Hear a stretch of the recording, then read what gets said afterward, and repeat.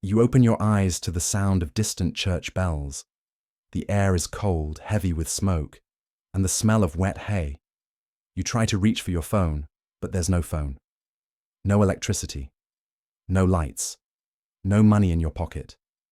You're in the year 1346, somewhere in the heart of Europe. Your name doesn't matter. You're simply a peasant, and your only goal is to survive the week. You think you can find work, maybe trade your skills for food. But here, there are no jobs. There are lords, and there are workers. And you don't work for money. You work for permission to exist. The land belongs to your lord. The house you sleep in, his. Even the fields your hands plough, his. You work 6 days a week just so you can keep a corner of the harvest to feed your family. Miss a few days of work, and someone else takes your place. Your salary is bread, barley, and the chance not to die of hunger. And when harvest fails, you don't get paid at all. Because hunger doesn't care about effort. You start to realize you've been born into a system without money. An economy where loyalty and fear replaced contracts and rights. And no matter how hard you work, you will never rise above the mud of. By midday, your hands are raw. You've spent hours tilling someone else's land, yet you own nothing you touch. You begin to understand that here, work doesn't mean progress. It means obedience. The word freedom is dangerous. You belong to the soil as much as the ox you guide through it. You can't leave without permission, can't rest without reason. Even your children are born into the same deal, a lifetime contract signed by poverty. Once a year, your Lord Steward arrives. He measures your grain, your pigs, your hay. Then he takes a portion, always the best part, and leaves you what remains. It's called duty. You call it survival. You might dream of saving enough to buy your way out. But silver is rare, and gold is only seen in churches. In this world, value is measured not by coins, but by how much pain you can endure before collapsing. You thought hard work would guarantee a future. Here, it only guarantees exhaustion. Weeks pass. You've worked through rain and frost, through back pain and hunger, and still, your life looks exactly the same. The village around you doesn't change, because it can't. You begin to notice something strange. No matter how much food the peasants grow, the village is always hungry. No matter how many hands labour, the people remain poor. Every cart of grain you load doesn't feed you. It travels up the hill to the manor. From there, it's sent even farther, to fund a war, a feast, or a debt you'll never understand. The Lord calls it the economy. But you start to see it for what it really is. A pyramid, built on your sweat and sustained by your silence. Coins exist here, but only for the powerful. They're symbols of control, not prosperity. For you, the economy isn't about profit, it's about endurance. You're not a participant in the market. You're the fuel that keeps it burning. When you close your eyes at night, you dream of the manor's lights glowing against the dark horizon, a world so close, yet so impossible to reach. It's Sunday. For once, the fields are silent. But rest doesn't mean relief, because even God expects payment. You walk the dirt path to the village church, a wooden building that seems older than time itself. Its bell tolls softly, not to comfort, but to remind you. 1/10 of everything you earn, every grain, every egg, every coin, belongs to the church. It's called the tithe. They say it's for the soul, but it feels like another hand taking what little you have left. Inside, candles flicker against golden chalices and painted saints. You can't help but notice how wealth gathers in the name of poverty. The priest speaks of heaven, a place where all are equal. But you're starting to wonder why heaven always costs so much. You drop a few kernels of wheat into the tithe basket. That's your offering, and your tax. Without it, you're marked as a sinner, and sin here is not forgiven. It's fined. As you leave, you look back once more. The church stands proud, built from stone you helped carry, decorated with gold you'll never touch. It promises salvation, but demands survival first. Winter comes early this year. The harvest was poor, the rains too long. Your granary, once half full, now echoes with emptiness. And suddenly, food is no longer nourishment, it's wealth. The village begins to change. Neighbours stop sharing bread, prices rise in whispers, and trust turns into quiet suspicion. Those who stored enough grain become powerful overnight. Their barns are the new banks, their mercy the new currency. You go to barter a small tool for a sack of barley, but the merchant just shakes his head. He doesn't need tools, he needs food. Everyone does. The church prays for rain to stop. The Lord doubles his taxes, and hunger becomes the one thing that unites you all and divides you even more. At night, you hear stories of peasants stealing from their own fields, of mothers selling heirlooms for a loaf of bread. Gold is worthless now. The market doesn't trade in coins anymore. It trades in survival. You begin to understand the cruel logic of famine. When there isn't enough for everyone, your life depends not on what you own, but on what you're willing to lose. One morning, you decide you've had enough. You look at the horizon and imagine freedom. A new village, a new life, maybe even a fair wage. But in this world, movement is a crime. You are bound to the land, not by chains, but by law. The moment you step beyond your Lord's borders, you stop being a person and become property that has fled. Freedom here isn't a right, it's an offence. Travellers need papers, seals, permissions, things you've never seen. Every gate, every bridge, every town square watches for strangers. If they find you without a mark of ownership, they'll assume you're a thief or a runaway. And thieves aren't judged, they're punished. You start to realise that the feudal system isn't built on walls, but on fear. Fear of starvation, of exile, of the whip. The system doesn't need to lock you up. It makes you lock yourself inside. At night, you stand at the edge of the forest, listening to the wind move through the trees. It sounds like freedom, but even freedom here costs a life. You finally reach a town. Stone walls rise ahead, promising something different. A world of trade, craftsmanship, and freedom. But as soon as you step inside, you understand. This market has its own chains. Every street echoes with hammers, looms, and voices bargaining. But to sell anything here, you need a name and a place within the guild. The guild is more than a club. It's a fortress of privilege. It decides who works, what they sell, and how much they earn. Apprentices serve for years without pay. Journeymen dream of a title they'll never hold. And masters, the few who rule, guard their trade secrets like treasure. You watch a blacksmith work, sparks lighting his face. He's skilled, respected, but not free. Every hammer strike follows rules set by men richer than him. And if he dares to sell too cheaply, his guild brothers will shut his forge. You thought the village was cruel, but the town is just a different kind of cage, decorated with gold signs and polished doors. The market here doesn't reward effort, it rewards permission. By now, you've learned to measure everything, time, hunger, trust, in terms of cost. But in this world, even money carries guilt. The church teaches that lending for profit is a sin. Usury, they call it, a temptation that corrupts the soul. To make money from money is to steal from God's design. And yet, the lords borrow. The wars continue. And someone must pay for them. So, in the shadows of cathedrals, another market is born.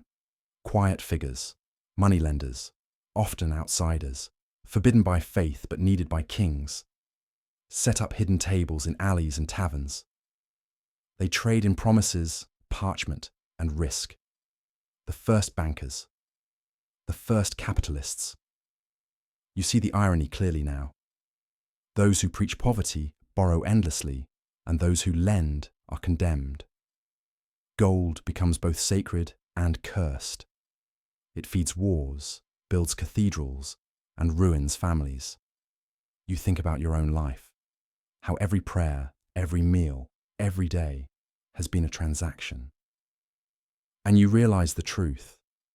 In this world, sin and survival are often the same thing. The centuries move faster now. Cities rise where forests once stood. The sound of hammers fades, replaced by the clatter of wheels, the hum of trade, and the whisper of ledgers being filled. You, still wandering, find yourself in a world that calls itself new.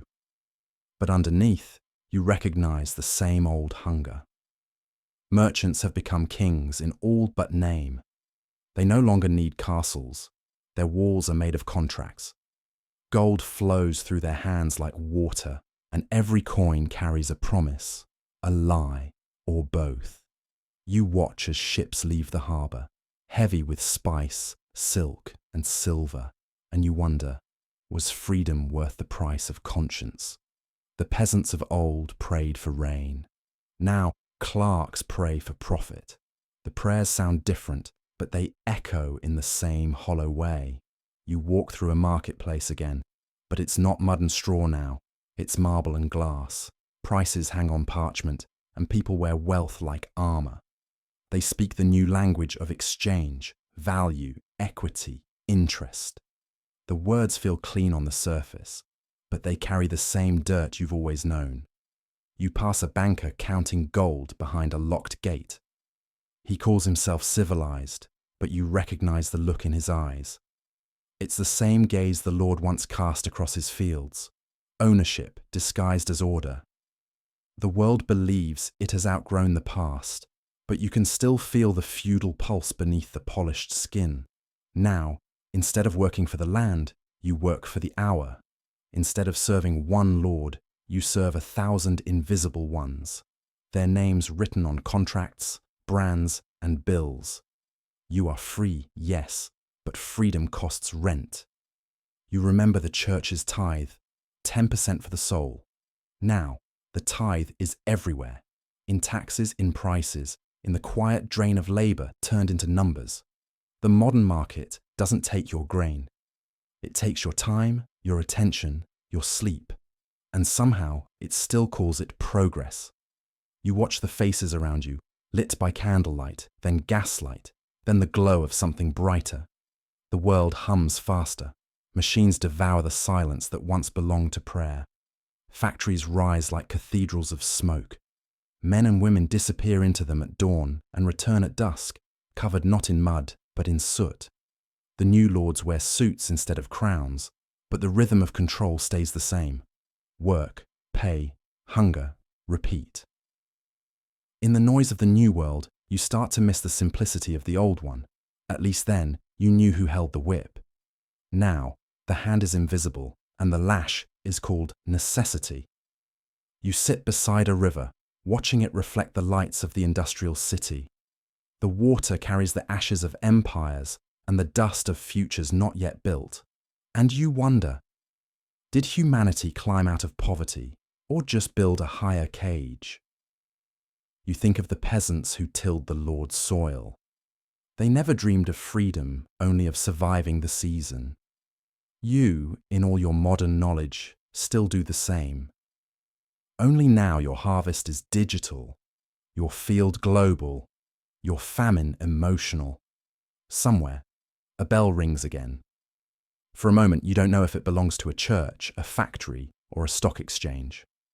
All three sound the same. A reminder that time is money, and both are running out. You close your eyes. The centuries fold together. The market hums, alive and eternal. You understand, finally, what it really is. Not a place, not a system, but a mirror. It shows what people are willing to sell and what they refuse to see. You whisper to yourself, I wouldn't survive here. But you already have, just in another form. The bell tolls once more, and the sound fades into silence. The market sleeps, and so do you. You wake before dawn again. The same grey light filters through the cracks in the wooden wall, and the air smells of smoke and damp earth. But something's different today. You can feel the weight of yesterday, the ache in your hands, the gnawing in your stomach, and the quiet knowledge that the world you once knew doesn't exist. You step outside, and the mist rolls low over the fields. People are already awake, moving like shadows. There's no rest here, only rhythm. Work doesn't wait for the body to heal, it waits for no one. You walk toward the village centre, where a small crowd has gathered. A crier stands on a wooden box, reading from a parchment sealed with the Lord's crest. His voice trembles as he announces a new decree, a labour tax.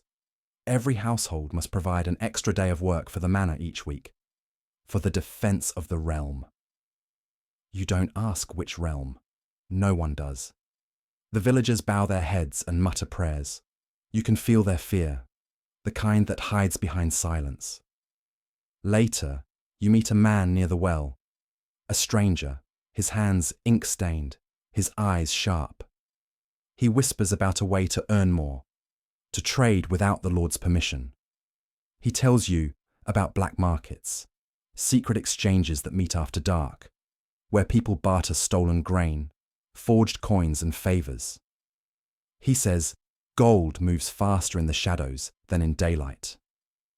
You listen, because hunger makes you brave and foolish. That night, you go. The forest smells of pine and smoke.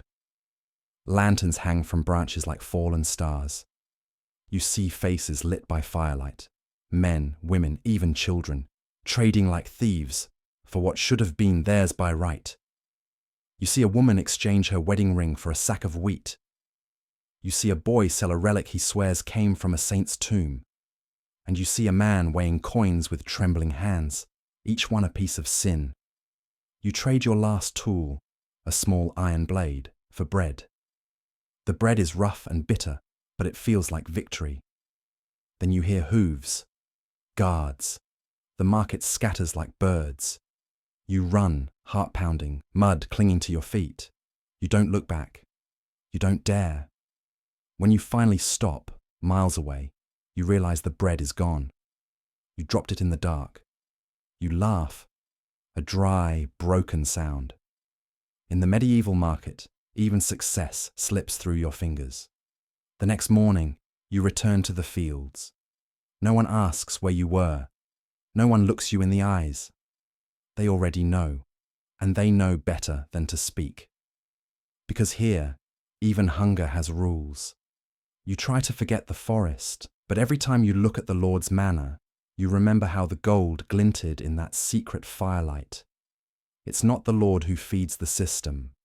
It's the desperate who do. And now, you've joined them. You wait to the sound of knocking. Not gentle, not polite. The kind of knocking that announces authority. When you open the door, 2 men stand before you. One in a heavy wool cloak with the Lord's seal, the other holding a ledger. Their boots are clean. That alone tells you they've never worked a field in their lives. They ask for what is owed. You don't understand at first, but then you remember. The new labour tax, the portion of grain due last week, and the tithe you missed because you were sick. Debts in this world don't wait. They grow. They multiply faster than crops ever could. The man with the ledger writes something beside your name. A mark. It's not a word, but it feels like a sentence. He tells you they'll be back tomorrow, and if you can't pay, your tools will be seized. You nod. You don't argue, because here, arguing is rebellion. After they leave, you sit on the threshold, watching the frost melt on the grass. You think about all the words people use for power: law, justice, faith. None of them feed you. Later that day, you meet an old woman on the road. She walks with a crooked stick and mutters prayers under her breath. When you tell her about your debts, she listens, then hands you a small charm made of bone and twine. For luck, she says. But her eyes say something else. Fear. maybe pity. That night, you hang the charm above your door, not because you believe, but because you're running out of things to believe in. The church tells you to pray. The steward tells you to pay. The stars tell you nothing. In the village square, rumours grow like weeds. A man was found guilty of withholding grain. They say he made a pact with dark forces to protect his harvest. He was burned at dawn. The crowd didn't cheer. They just watched, silent, cold, and afraid. You realize the truth then. Fear itself is currency. The lords trade in it. The priests collect it. And the people spend it every single day, hoping to buy one more sunrise. When the wind howls through the cracks of your hut, you pull your cloak tight and close your eyes. You whisper to the dark, not a prayer, not a curse, just a question that has no answer.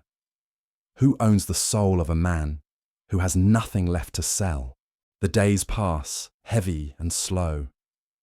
You wake each morning to the same grey sky, the same hollow ache in your stomach, and the same sound, the rhythmic groan of a world that doesn't care if you survive it. Your tools are gone.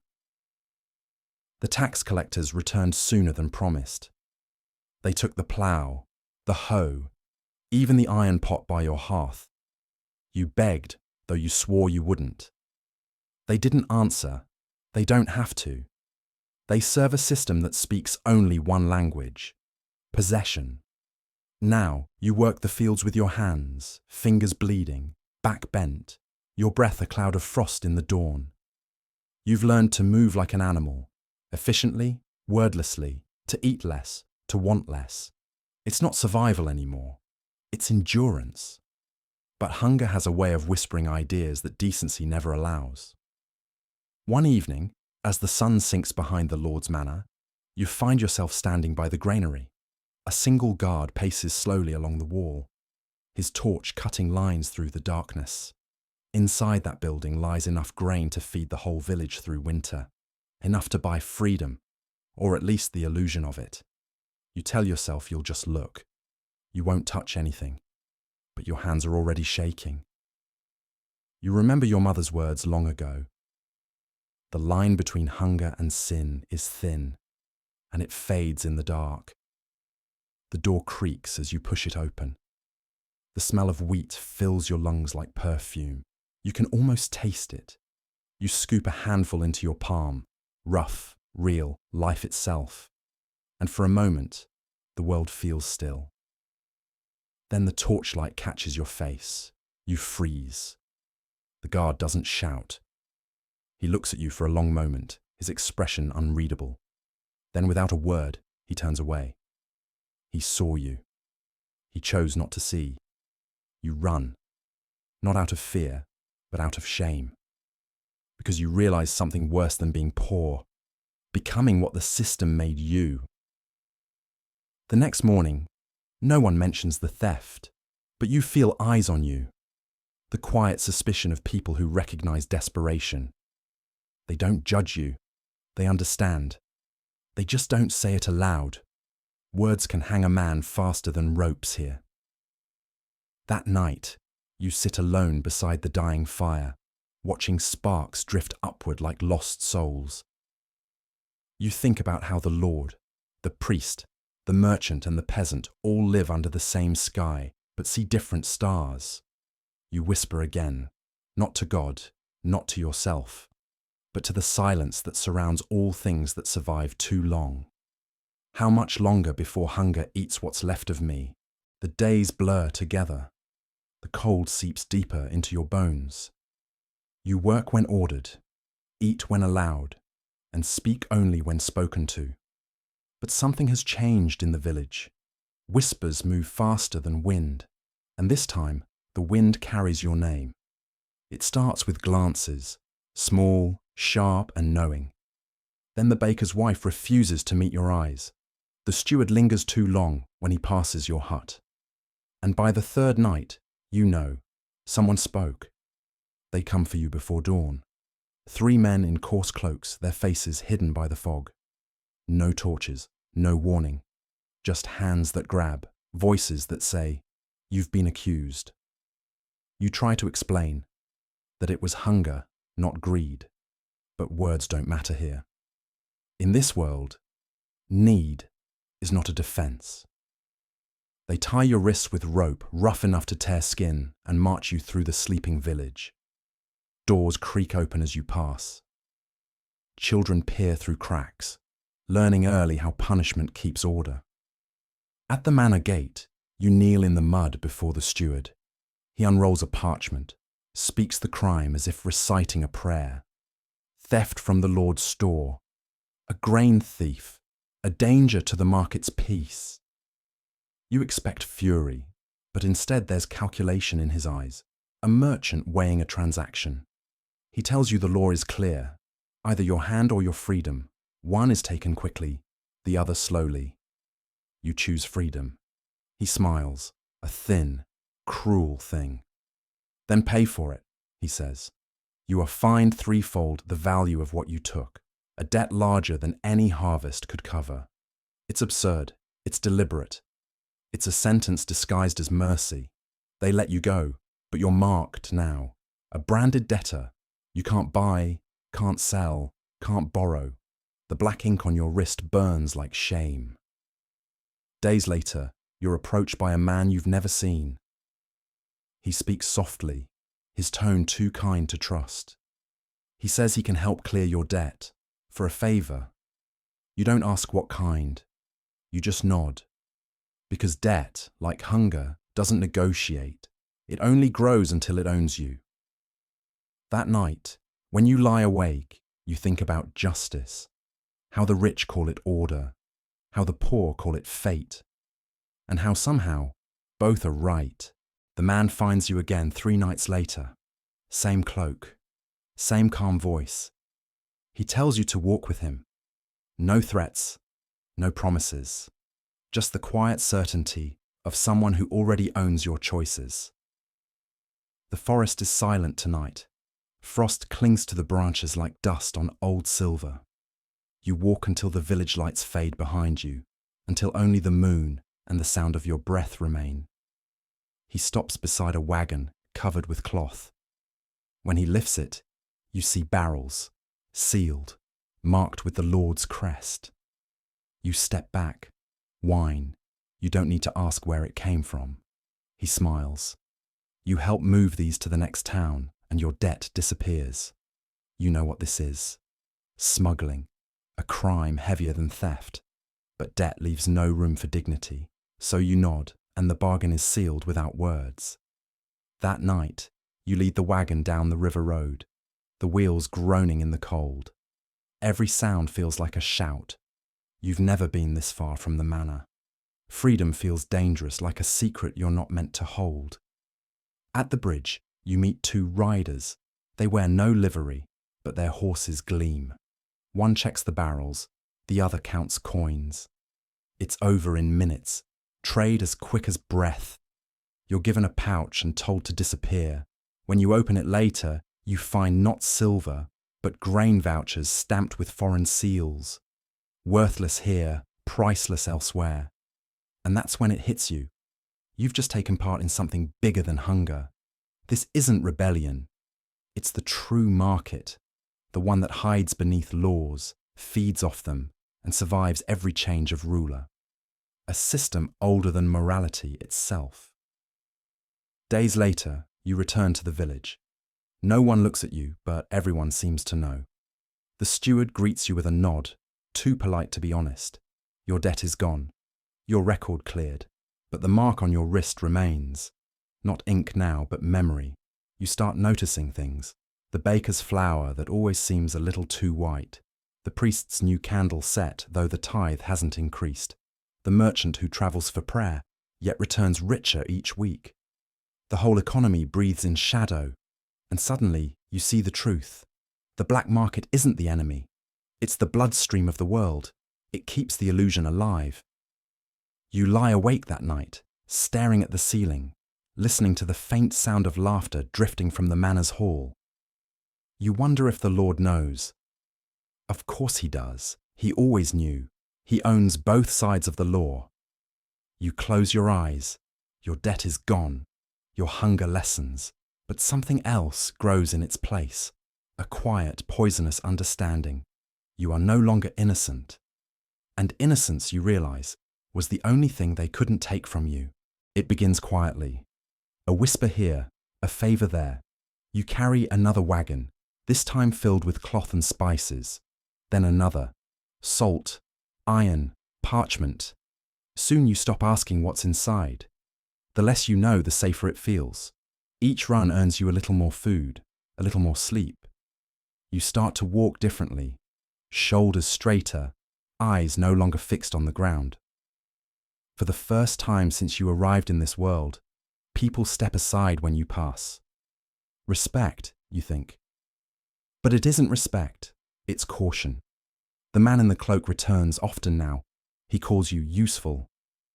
That word feels dangerous, a compliment that can be taken back. He teaches you things the fields never did. How to weigh a coin by ear, how to judge honesty by breath, how to move goods through borders without being seen. Knowledge, he says, is worth more than gold. But he never says who owns it. As weeks pass, you begin to notice your hands again, not as tools of labor, but as instruments of control. A gesture can command, a nod can seal a trade. You no longer tremble when guards pass. They look at you now with uncertainty. A man who might be poor or might be dangerous. One night, you're summoned to the manor itself. You stand beneath the high beams, your breath white in the cold. The steward sits beside the Lord, and to your surprise, they already know your name. They speak in soft tones, praising your efficiency, your silence. Then the offer comes, to work for them directly, to move goods not against the system, but for it. You understand immediately. The smuggling, the secrecy, it was never rebellion. It was the system testing loyalty, searching for new hands to do its quiet work. You accept, of course.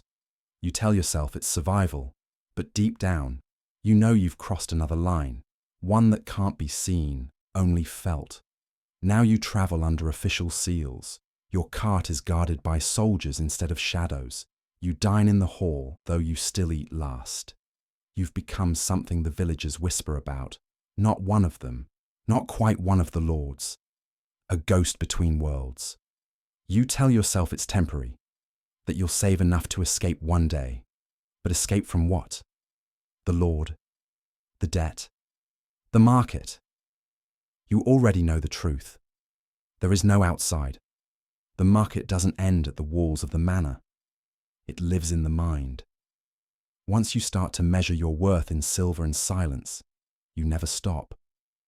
That night, you sit by the fire in a room too fine for your hands, and you remember the smell of the fields, mud, sweat, the honest ache of labor.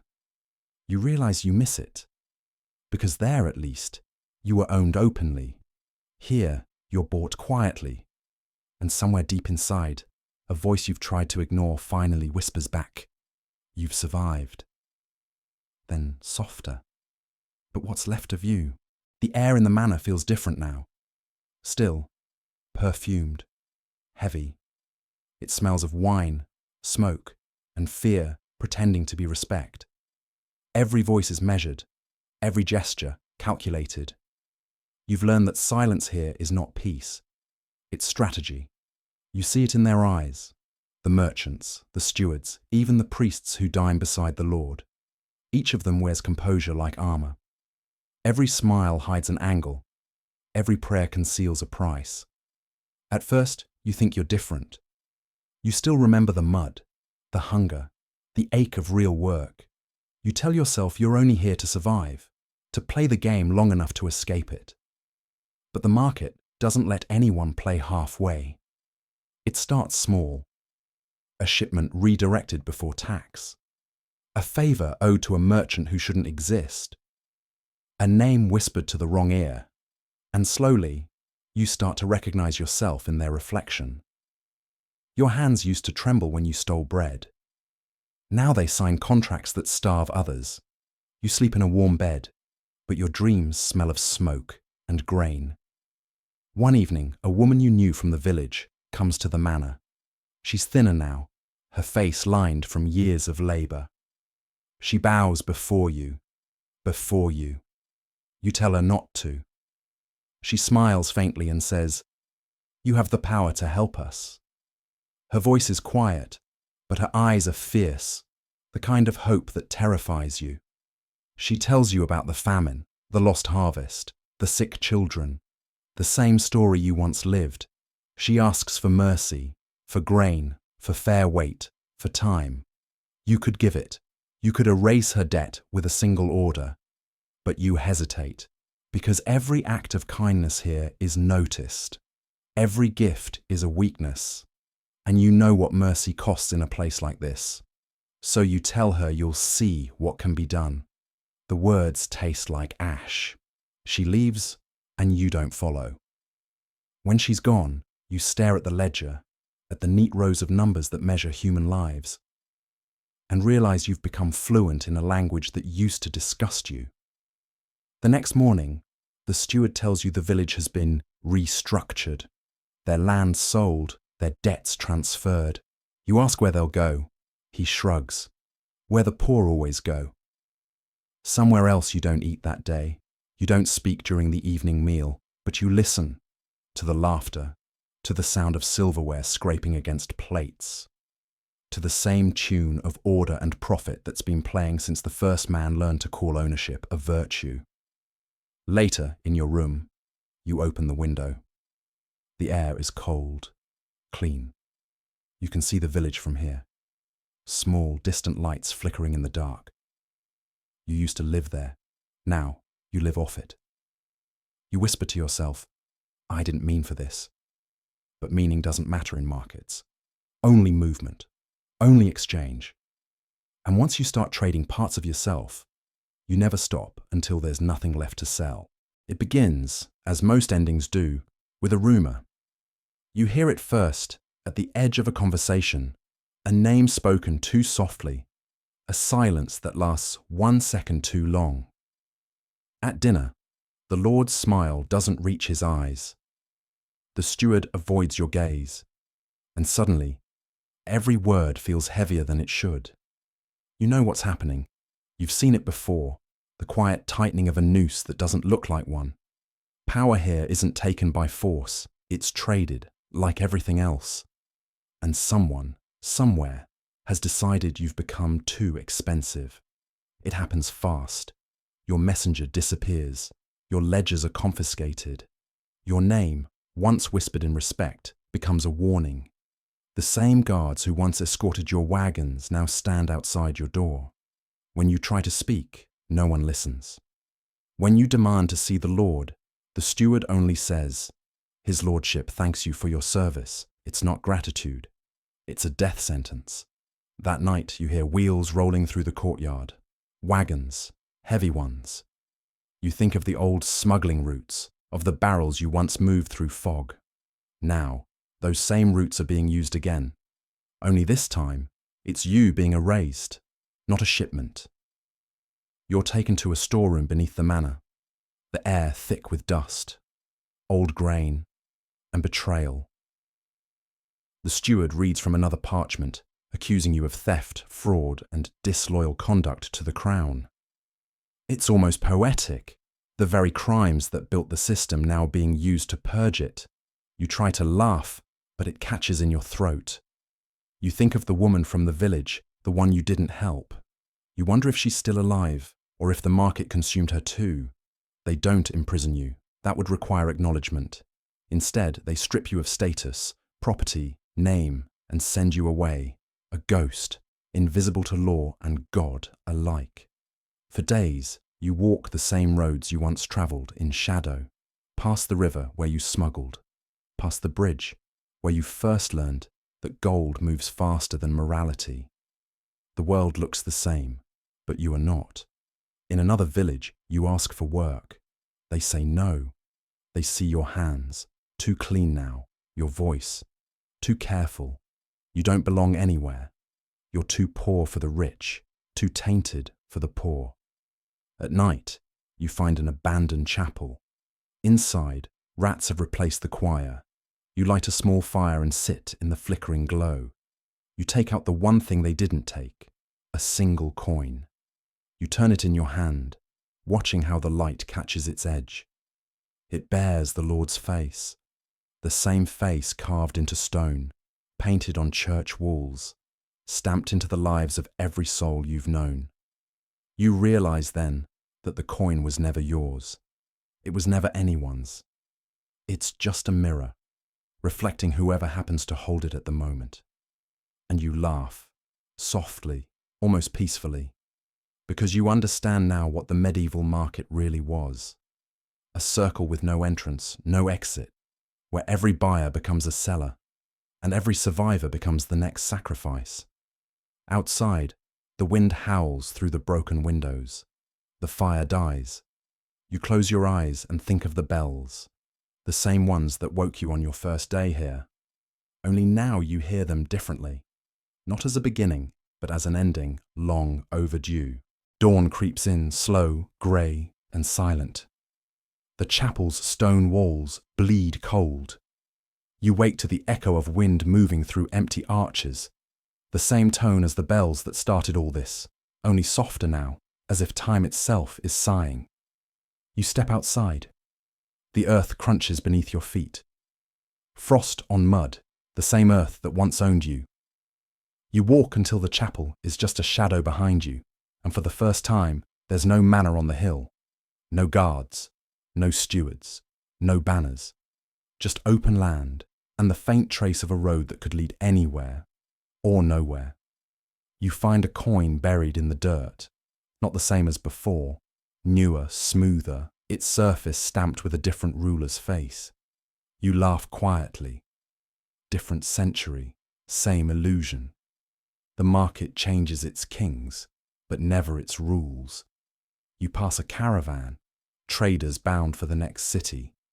They speak of profit and loss, of war and tariffs, of how faith has moved from church altars to counting houses. They speak of loans, investments, and growth. Their words are strange, but you recognize their meaning instantly. It's the same story told with different mouths, the same hunger, just better dressed. They offer you a ride, and you climb aboard, blending in easily now. You've learned the tone, the posture, the silence. You watch the road stretch ahead, stone now, not dirt, and wonder how long humanity has been paving over its guilt. By nightfall, you reach a city. Towers of marble rise where forests once stood. The air smells of smoke and ambition. Markets hum in every square, coins clattering, voices bargaining, eyes darting like hunters. You walk among them, and it feels like coming home. You see beggars at the gates, merchants under banners, priests preaching about charity beside men selling it. You could swear you've seen them all before. The faces, the gestures, the deals. Maybe you have. Maybe everyone here is just another echo of the same story. You stand in the center of the crowd and close your eyes. You listen. The sound isn't chaos. It's rhythm. The rhythm of exchange, of want and offer, of debt and desire. It's a song older than any hymn, a prayer that never ends. Give me more. Let me keep it. Let me survive. And as you listen, you realize the truth. The medieval market didn't vanish. It evolved. It put on cleaner clothes, invented laws to justify itself, and renamed its greed as progress. The peasants became workers. The lords became shareholders. The church became the bank, and the tithe became the tax. The hunger stayed the same. You open your eyes. The city glows like fire. The market roars alive and endless. And somewhere deep inside you, that same whisper that's followed you through centuries, asks one final question. Would you survive here? You look at the lights, the noise, the endless dance of coins and people, and you know the answer, because you already have. We all have, and none of us truly walked away. You step forward into the crowd. The world swallows you whole. The bells begin again.